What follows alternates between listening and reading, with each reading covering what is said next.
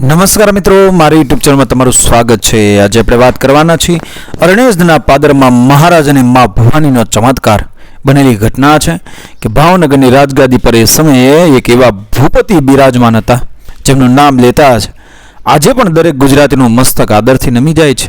મહારાજા કૃષ્ણકુમારસિંહજી. તેમના મુખ પર સંતો જેવી શાંતિ હતી અને આંખોમાં અથાહ કરુણા. ભાવનગરની રૈયત તેમને રાજા નહીં પણ પોતાનો બાપ માનતી હતી. રજવાડાના ઠાઠમાઠ હીરા માણેકના ઝેવરાત કે તાજનો મોહ તેમને ક્યારેય નહોતો. તેમનો એક જ ધર્મ હતો, પ્રજાનું કલ્યાણ અને ભગવતીની ભક્તિ. મહારાજા રોજ વહેલી સવારે જાગીને પ્રભાતિયા ગાય, ઈશ્વરનું સ્મરણ કરે અને પછી જ રાજકાજ સંભાળે. તેમની દિનચર્યામાં શ્રદ્ધા અને વિવેકનો અદ્ભુત સંગમ હતો. રાજ્યમાં ગમે તેટલો મોટો પ્રશ્ન આવે પણ મહારાજા મા ભવાનીના શરણે બેસીને જ એનો ઉકેલ શોધતા. એક દિવસ બોટાદ અને અમદાવાદ વચ્ચેના રેલવે માર્ગ અંગે તથા રાજકીય કાર્યો અર્થે મહારાજાએ અમદાવાદ જવાનું નક્કી કર્યું. વિશિષ્ટ સિક્યોરિટી અને બ્રિટિશ અધિકારીઓની દેખરેખ હેઠળ ખાસ સરકારી રેલગાડીની વ્યવસ્થા કરવામાં આવી હતી. સવારનો સમય હતો. ભાવનગરના સ્ટેશનેથી આગગાડી એ ઉપડી. લોખંડી પાટા પર ગાડી ધમધમાટ કરતી દોડવા લાગી. એ જમાનામાં સ્ટીમ એન્જિન એટલે કે વરાળથી ચાલતા એન્જિનનો ભારે દબદબો હતો. કાળા ડિબાંગ એન્જિનમાંથી કાળા ધુમાડાના ગોટે ગોટા આકાશ તરફ એ ઉઠતા હતા અને એન્જિનનો અવાજ આજુબાજુના ખેતરોને ગુંજવી રહ્યો હતો. ટ્રેનના એક ખાસ શાહી ડબ્બા એટલે ફર્સ્ટ ક્લાસ કૂપેમાં મહારાજા કૃષ્ણકુમારસિંહજી બિરાજમાન હતા. તેમની સાથે તેમના અંગત સચિવ અને ભાવનગર રાજ્યના કેટલાક અમલદારો એ સાથે હતા. એ જ ગાડીમાં બ્રિટિશ સરકારનો એક ઉચ્ચ રેલવે અધિકારી કે જેનું નામ સાહેબ સ્મિથ હતું તે પણ મુસાફરી કરી રહ્યો હતો. સાહેબ સ્મિથને પોતાના પદ, બ્રિટિશ સામ્રાજ્યની તાકાત અને વિજ્ઞાનના અદ્ભુત આવિષ્કાર એવી રેલગાડી પર ખૂબ જ ગર્વ હતો. તે માનતો હતો કે દુનિયામાં કાળ એટલે સમય અને બ્રિટિશ હકુમતથી મોટું કોઈ નથી. ગાડી પોતાના રસ્તે કલાકના માઇલો કાપતી આગળ વધી રહી હતી. સાહેબ સ્મિથ પોતાની સોનાની ચેનવાળી પોકેટ વોચ એટલે ઘડિયાળ વારંવાર કાઢીને જોતો હતો. તેને સમયપત્રક એટલે ટાઈમ ટેબલ પ્રત્યે ભારે જનૂન હતું. 1 મિનિટનું મોડું પણ તેના માટે ગુનો હતું. જ્યારે ગાડી ભાલ પંથકના સીમાડામાં પ્રવેશી ત્યારે વાતાવરણ બદલવા લાગ્યું. ધૂળિયા માર્ગો, બાવળની ઝાડીઓ અને દૂર દૂર સુધી ફેલાયેલા ખેતરો વચ્ચે એક શાંતિ છવાયેલી હતી. ગાડી દોડતી દોડતી જ્યારે અરણેજ ગામના પાદરે પહોંચી ત્યારે મહારાજા કૃષ્ણકુમારસિંહના કાનમાં જાણે વહેલી સવારના કોઈ દિવ્ય વાતાવરણનો ગુંજાવો સંભળાયો. ટ્રેનના પાટા અરણેજના મંદિરની એકદમ નજીકથી પસાર થતા હતા. દૂરથી માં બુટ ભવાનીના મંદિરનો લાલ ધ્વજ પવનમાં લહેરાતો દેખાયો. ઝાલરના અવાજ અને ધૂપ દીપની સુગંધ જાણે ટ્રેનની બારીઓમાંથી અંદર પ્રવેશ કરવા લાગી. અરણેજ એટલે જગતજનની માં બુટ ભવાનીનું સાક્ષાત સ્થાનક. જે ધરતી પરથી પસાર થતા જ સાચા ભક્તનો હૃદય નાચી ઉઠે તે ધરતી પરથી મહારાજા કૃષ્ણકુમારસિંહજી દર્શન વગર કેમ પસાર થઈ શકે? મહારાજાના હૃદયમાં ભક્તિનો દરિયો ઉછળ્યો. તેમની આંખોમાં અશ્રુ આવી ગયા. તેમણે તુરંત પોતાના સચિવને કહ્યું કે ગાડીના ડ્રાઈવરને કહેવડાવો ગાડી અહીં થોડીવાર થોભાડે. પાદરમાં મારી માવડી બુટ ભવાની બિરાજે છે. હું માના ચરણોમાં શીશ ઝુકાવી દર્શન કરીને હમણાં જ પરત આવું છું. સચિવે તુરંત જઈને ટ્રેન રોકવાનો આદેશ આપ્યો. એન્જિને લાંબી સીટી મારી અને કીચુડ અવાજ સાથે અરણેજ સ્ટેશન ટ્રેન ઊભી રહી. ટ્રેન રોકાતા જ શાહી કૂપેમાંથી મહારાજા કૃષ્ણકુમારસિંહજી એ નીચે ઉતરવાની તૈયારી કરવા લાગ્યા. પણ આ દ્રશ્ય જોઈને બ્રિટિશ અધિકારી સાહેબ એ સ્મિથનો મગજ ગયો. તે પોતાની પોકેટ વોચ હાથમાં લઈ અને દોડતો મહારાજા પાસે આવ્યો. ગોરા સાહેબનો ચહેરો ગુસ્સાથી લાલચોળ થઈ ગયો હતો. તેને રાજા સમક્ષ અહંકારથી કહ્યું, મહારાજા, આ શું મૂર્ખામી છે? ટ્રેન અહીં શેડ્યુલ મુજબ માત્ર 2 મિનિટ માટે ઊભી રહી છે. અમદાવાદ પહોંચવામાં આપણને મોડું થશે. આ બ્રિટિશ ઇન્ડિયન રેલવે છે, કોઈની ખાનગી સવારી નથી. મહારાજા કૃષ્ણકુમારસિંહે ખૂબ જ શાંતિથી પોતાના સ્વભાવગત નમ્ર સ્મિત સાથે એમને જવાબ આપ્યો કે સાહેબ, આ અરણેજનો સીમાડો છે, અહીં મારી મા બુટ ભવાની બિરાજે છે. હું આ ધરતી પરથી પસાર થાવ અને મારી માના દર્શન ન કરું તો મારો આત્મા મને ક્યારેય માફ નહીં કરે. મને માત્ર 15 મિનિટ આપો, હું દર્શન કરીને તુરંત પાછો આવી જઈશ. પણ ગોરા સાહેબના મગજ પર વિજ્ઞાન અને સત્તાનો નશો ચડેલો હતો.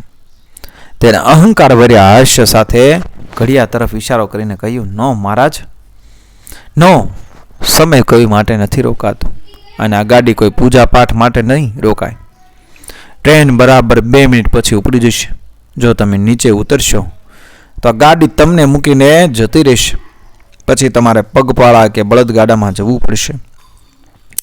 સાહેબ સ્મિથની આ અહંકારી વાણી સાંભળીને ત્યાં ઉભેલા રજવાડાના માણસોની આંખોમાં ગુસ્સાની ચિનગારી ચમકી ઉઠ્યો. પણ મહારાજા કૃષ્ણકુમારજીએ સૌને શાંત રહેવાનો ઈશારો કર્યો. મહારાજે ગોરા સાહેબની આંખોમાં આંખ પરોવીને એક અદ્ભુત ખુમારી અને શાંતિથી એમને કહ્યું કે સાહેબ, તમને તમારી આ લોખંડી ટ્રેન અને વિજ્ઞાન પર ગર્વ છે ને, પણ મને મારી મા બુટ ભવાની પર અપરંપાર વિશ્વાસ છે. ગાડી ચલાવનારો ડ્રાઈવર કે માણસ હશે, પણ આ આખી સૃષ્ટિને ચલાવનારી તો મારી મા ભવાની છે. જો મારી માની મરજી હશે તો જ તમારી ગાડી 1 ઇંચ પણ આગળ વધી શકશે.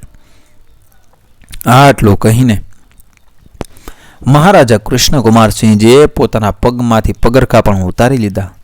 માના ધામમાં નગ્ન પગે જવા એ શ્રદ્ધા સાથે તો એક પણ ક્ષણનો વિલંબ કર્યા વગર એ મંદિર તરફ ચાલી નીકળ્યા. મહારાજા હજુ તો એ સ્ટેશનનો ગેટ વટાવીને 50 કદમ પણ આગળ નહોતા ગયા ત્યાં તો અહંકારી સાહેબે સ્મિથે ગાર્ડને આદેશ આપ્યો, ગાર્ડ, ગ્રીન ફ્લેગ બતાવો, ટ્રેન ચાલુ કરો.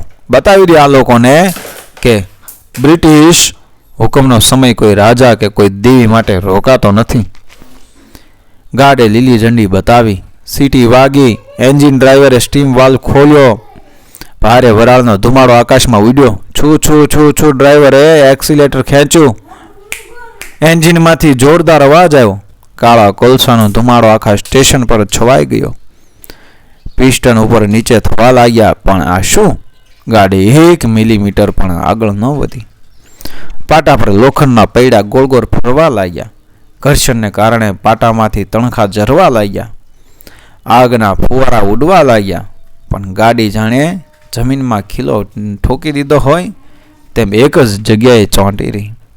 સાહેબ સ્મિથની આંખો પહોળી થઈ ગઈ. તે દોડતો ડ્રાઈવર કેબિન પાસે ગયો અને ચીસ પાડીને બોલ્યો, વોટ હેપન? ડ્રાઈવર, ચાલુ કરો, પૂરી તાકાત લગાવો. ડ્રાઈવરે ગભરાઈને કહ્યું, સાહેબ, મેં વાલ્વ પૂરો ખોલી નાખ્યો છે, સ્ટીમ પ્રેશર ફૂલ છે, પણ ગાડી આગળ વધતી જ નથી. જાણે કોઈ રાક્ષસી શક્તિએ પાછળથી ટ્રેનને જકડી રાખી હોય. સાહેબ સ્મિથે બૂમ પાડી, કોલસા વધારો, એન્જિનનું પ્રેશર વધારો. રેલવેના મિકેનિકો દોડતા આવ્યા. કોલસાના થાપા એન્જિનની ભઠ્ઠીમાં ફેંકવામાં આવ્યા. એન્જિનનું બોઇલર ફાટી જાય તેટલું દબાણ ઊભું થયું. એન્જિનમાંથી એટલો ગરમાટો અને ધુમાડો નીકળવા લાગ્યો કે આજુબાજુના ઝાડના પાંદડા પણ કાળા પડી ગયા. પણ ગાડી તો જાણે હિમાલય પર્વત બનીને ઊભી હતી. એક ડગલું આગળ ન ચાલે. તે સમયે સ્ટેશન પર હાજર રહેલા નાના મોટા 100 ગામજનો આ દ્રશ્ય જોઈ રહ્યા હતા. લોકો મનોમન સમજી ગયા કે આ કોઈ મશીનની ખામી નથી, પણ આ તો મા બુટ ભવાનીના કોપ અને મહારાજાની શ્રદ્ધાનો ચમત્કાર છે. ગામના લોકો મોટેથી બોલવા લાગ્યા, જય મા બુટ ભવાની, જય મા બુટ ભવાની. ગૌરવ સાહેબ પરસેવે રેબઝેબ થઈ ગયો. તેના હાથ ધ્રુજવા લાગ્યા. તેણે પોતાને નીચે ઉતરીને ગાડીના ડબ્બા ચકાસ્યા. બ્રેક લીવર ખુલ્લા હતા. પાટા પર કોઈ અવરોધ નહોતો. એન્જિનમાં કોઈ ટેકનિકલ ખામી નહોતી. વિજ્ઞાનના તમામ નિયમો નિષ્ફળ સાબિત થઈ રહ્યા હતા. વિજ્ઞાન હારી રહ્યું હતું અને શ્રદ્ધા વિજય તરફ એ વધી રહી હતી. બીજી તરફ મહારાજા કૃષ્ણકુમારસિંહજી આ બધી ધમાલથી અલિપ્ત મા બુટ ભવાનીના મંદિરમાં પહોંચ્યા હતા. મંદિરનું પ્રાંગણ અત્યંત પવિત્ર હતું. મા બુટ ભવાનીની દિવ્ય મૂર્તિ સામે દીપકની જ્યોત અખંડ બળી રહી હતી. મહારાજાએ માના ચરણોમાં સાષ્ટાંગ પ્રણામ કર્યા. તેમની આંખોમાંથી ભક્તિના અશ્રુ એ વહી રહ્યા હતા. એ વહી નીકળ્યા અને ત્યારે મહારાજાએ માના ચરણોમાં પુષ્પ અર્પણ કર્યા અને મનોમન પ્રાર્થના કરી કે હે જગત જનની, હે મારી મા બુટ ભવાની, મારા રાજ્યની પ્રજા પર તારી મહેર દ્રષ્ટિ રાખજે, સૌનું કલ્યાણ કરજે. માં, આ સૃષ્ટિ તારા ભરોસે ચાલે છે, માણસ તો માત્ર નિમિત્ત છે. મારા હૃદયમાં તારી ભક્તિનો દીવો અખંડ બળે એવા આશીર્વાદ આપજે. માં, પૂજારીએ મહારાજાને માનો પ્રસાદ આપ્યો, કંકુનો તિલક કર્યો અને માની ચૂંદડી મહારાજાના ખભા પર ઓઢાડી. મહારાજાના ચહેરા પર એક અનોખી દિવ્ય શાંતિ અને તેજ હતું. તેમને ટ્રેનની કોઈ ઉતાવળ નહોતી, કારણ કે તેઓ જાણતા હતા કે જ્યાં સુધી માની ઈચ્છા ન હોય ત્યાં સુધી આ જગતમાં એક પાંદડું હલી શકતું નથી. દર્શન કરીને માનો પ્રસાદ હાથમાં લઈને મહારાજા કૃષ્ણકુમારસિંહજી મંદિરેથી ધીમા અને ગંભીર પગલે સ્ટેશન તરફ પરત ફર્યા. જ્યારે મહારાજા સ્ટેશનના પરિસરમાં પ્રવેશ્યા ત્યારે ત્યાંનું દૃશ્ય જોવા જેવું હતું. ટ્રેનનું એન્જિન એ ધગધગતું હતું. ધુમાડાના ગોટે ગોટાથી આખું સ્ટેશન કાળું પડી ગયું હતું, પણ ટ્રેન ત્યાંની ત્યાં જ હતી. અંગ્રેજ અધિકારી સાહેબ સ્મિથનો ચહેરો એ ફાટી પડ્યો હતો. તેની બધી હોશિયારી અને અહંકાર ઓગળી ગયા હતા. મહારાજાને આવતા જોઈને એ ગોરો સાહેબ દોડતો તેમની પાસે ગયો. જે સાહેબ થોડી વાર પહેલા અહંકારથી વાત કરતો હતો તે આજે બંને હાથ જોડીને માથું નમાવીને મહારાજા સામે ઊભો રહી ગયો. ધ્રુજતા અવાજે ગોરા સાહેબે કહ્યું, મહારાજા, પ્લીઝ મહેરબાની કરો, અમે પૂરી તાકાત લગાવી દીધી, એન્જિનનું પૂરું પ્રેશર આપ્યું, પણ ગાડી 1 ઇંચ પણ આગળ નથી વધતી. મશીનમાં કોઈ ખામી નથી, છતાં ટ્રેન ચોંટી ગઈ છે. મને માફ કરો મહારાજા, મેં તમારી અને તમારી દેવીની શક્તિની એ અવગણના કરી હતી. આ કોઈ મશીનનો ખેલ નથી, આ સાક્ષાત ચમત્કાર છે. મહારાજા કૃષ્ણકુમારસિંહજીએ સાહેબ સ્મિથના ખભા પર હાથ મૂક્યો અને અત્યંત મધુર તથા ગંભીર અવાજે કહ્યું, સાહેબ, મેં તમને પહેલાં જ કહ્યું હતું કે મશીન માણસ બનાવે છે, પણ માણસને અને આ આખી સૃષ્ટિને મારી મા ભવાની બનાવે છે. જ્યારે માણસ પોતાના જ્ઞાન અને સત્તાના અહંકારમાં અંધ બની જાય છે ત્યારે મા ભવાની તેને તેની ઓકાત બતાવવા એ આવા પરચા આપે છે. ગોરો સાહેબ ક્ષોભીલ પડી ગયો. તેણે કહ્યું, મહારાજા, હવે આ ગાડી કેમ ચાલશે? મહારાજાએ મલકાઈને કહ્યું, ચાલો સાહેબ, માના દર્શન થઈ ગયા છે, હવે મા મારી ગાડીને રસ્તો આપશે. મહારાજા કૃષ્ણકુમારજી શાંત પગલે ચાલીને પોતાના શાહી ડબ્બા પાસે આવ્યા. તેમણે નમ્રતાથી ટ્રેનના પગથિયા પર પગ મૂક્યો અને અંદર પ્રવેશ કર્યો. પોતાના આસન પર બેસીને મહારાજાએ મા બુટ ભવાનીનું સ્મરણ કર્યું. 2 હાથ જોડી આંખો બંધ કરીને મનોમન બોલ્યા, જય મા બુટ ભવાની, હે મારી માવડી, હવે તારા બાળકોને આગળ વધવાની આજ્ઞા આપ માં. અને અદ્ભુત આશ્ચર્યજનક રૂવાડા ઊભા કરીને તેવો ચમત્કાર થયો. હજી તો મહારાજાના મુખમાંથી જય મા બુટ ભવાનીનો નાદ પૂરો થયો નહોતો ત્યાં તો ડ્રાઈવરે એન્જિનની સીટી પણ નહોતી મારી, છતાં એ જ ગાડી જે 1000 અશ્વશક્તિના પ્રેશર છતાં 1 ઇંચ ખસતી નહોતી તે ટ્રેન માખણમાં છરી ચાલે તેમ અત્યંત સહજતાથી કોઈ પણ આંચકા વગર આગળ ચાલી નીકળી. છુક છુક છુક છુક છુક છુક ગાડીના લોખંડી પૈડા પાટા પર સડસડાટ દોડવા લાગ્યા. આ દ્રશ્ય જોઈને સ્ટેશન પર ઉભેલો સેંકડો લોકોના રૂવાડા ઊભા થઈ ગયા. આખી મેદની એક અવાજે બૂમ પાડી ઉઠી, બોલો અરણેજ ધામની જય, મા બુટ ભવાનીની જય, પ્રજાવત્સલ મહારાજા કૃષ્ણકુમારસિંહજીની જય. ગોરો સાહેબ સ્મિથ બારીમાંથી બહાર જોઈ રહ્યો હતો. તેની આંખોમાંથી આશ્ચર્યના આંસુ વહી રહ્યા હતા. તેણે ટ્રેનના ડબ્બામાં બેઠેલા મહારાજા કૃષ્ણકુમારસિંહજીના ચરણ સ્પર્શ કર્યા અને કહ્યું કે મહારાજા, આજે મને સમજાયું કે આ ભારત દેશ માત્ર જમીનનો ટુકડો નથી, આ તો શ્રદ્ધા, ભક્તિ અને ભગવતીનો સાક્ષાત વાસ છે.